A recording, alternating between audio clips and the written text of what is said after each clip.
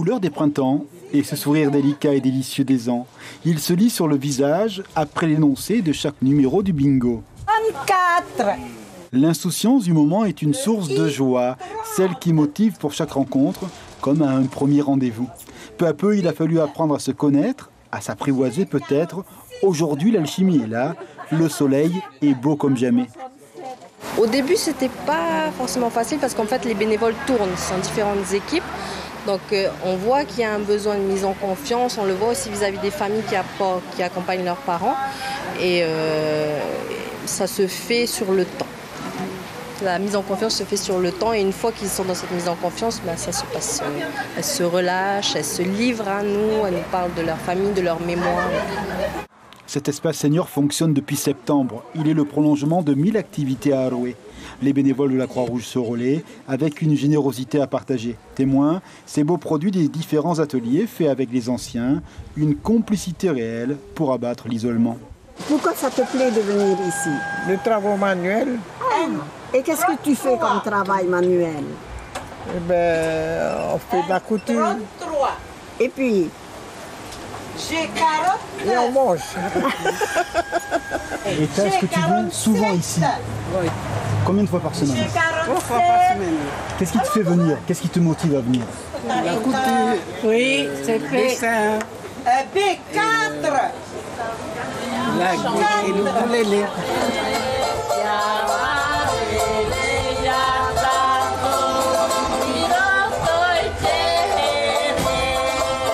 Les personnes âgées ne sont pas toutes isolées, mais il y en a énormément. Et nous voulons justement nous rapprocher de ces personnes-là. Nous voulons que ces personnes isolées dans leur foyer viennent ici. Nous les occupons et nous nous occupons bien aussi, ça nous plaît tellement. À Arouet, comme un petit bonheur, les tempes blanches ne voient jamais ici leur temps passé.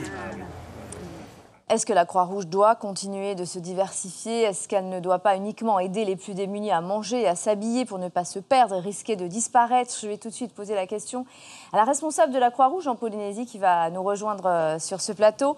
Maëva Drache, bonsoir. Bonsoir. Merci d'être là ce soir. Pourquoi est-ce que la Croix-Rouge doit se diversifier selon vous et aider les plus démunis selon leur âge, selon leurs besoins et ne pas se cantonner à un seul type d'aide, je dirais?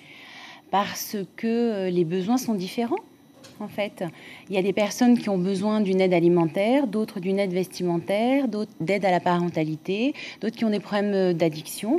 Et il y a des matariapos qui ont franchement besoin qu'on s'occupe d'eux. Vous avez aussi mis en place un programme de lutte contre les addictions. Oui. On ne s'éloigne pas trop de la Croix-Rouge quand on propose ce type de programme? Non, on en est encore loin, en réalité.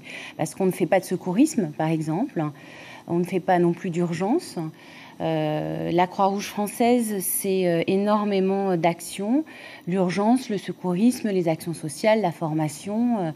Donc voilà, en Polynésie, on a 6 actions sociales et c'est déjà pas mal. La Croix-Rouge Polynésie compte 6 salariés et 120 bénévoles en moyenne. Quel est votre rythme de travail? Comment est-ce que vous fonctionnez? Et est-ce que vous êtes assez nombreux au quotidien? On n'est jamais assez nombreux, jamais. Jamais au quotidien. Néanmoins, on fonctionne avec 120 bénévoles. On a besoin par semaine de 70 bénévoles. On est donc des salariés, on encadre, on s'occupe des besoins des bénéficiaires et on met en place avec les bénévoles. La Croix-Rouge compte 6 épiceries sociales, je le disais tout à l'heure, et 4 boutiques solidaires. Entre 5 et 6 000 personnes s'y rendent chaque année. Est-ce que c'est un chiffre stable? C'est un chiffre en constante augmentation.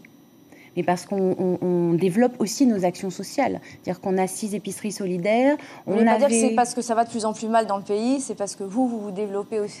Nous, on se développe, donc on peut recevoir davantage de monde, ça c'est sûr. On avait 3 boutiques solidaires, on en a 4 depuis le mois de mai.